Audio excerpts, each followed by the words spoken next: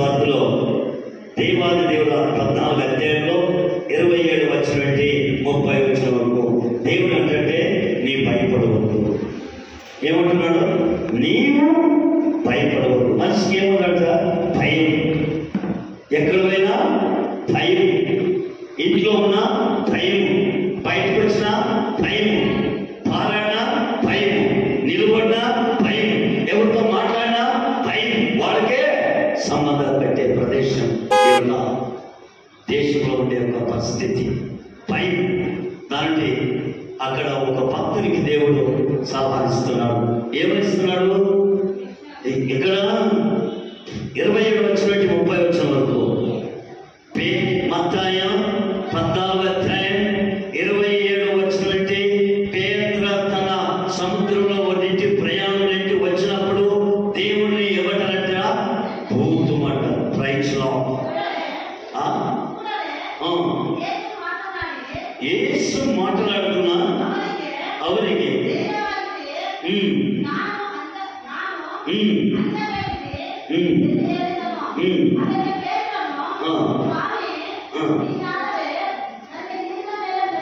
అక్కడ కూడా పరిచయం మనసు. హల్లెలూయా, చప్పట్లు కొట్టండి. హల్లెలూయా. దేవుని మాట మనసులో వినరు కదా.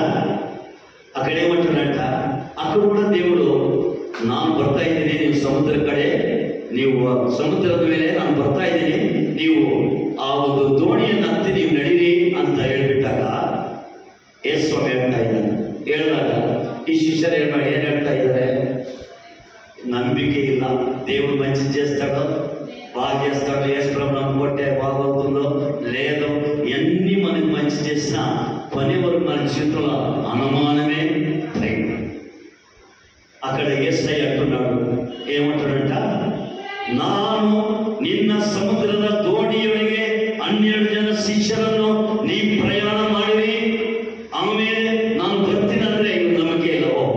యేసు స్వామి పంపించా, మేము సముద్రంలో పోతా ఉన్నాము, ఎంతో జనం మునిగిపోయినారు, ఎంతో మంది చనిపోయినారు, ఎంతో మంది ఏమేమో అయిపోయినారు, అయినా ఈ అబ్బాయి మనం పంపించా, ఇంకా రాలేదు. ఏమంటున్నారు వాళ్ళు? ఇంకా ఎన్నాళ్ళు యేసుప్రభువును నమ్ముకుంటాము, ఎన్నోసార్లు చర్చకు వస్తున్నాము, మాకేమీ మేలు కాలేదు, మాకేమీ మంచిది కాలేదు, మాకన్నీ కష్టాలే, మాకన్నీ శ్రమలే, మాకన్నీ విరుకలే, అనేకమైన ఇబ్బందులు అన్ని ఎదురవుతున్నాయి, ఏది కూడా మాకు నెగ్గలేదు.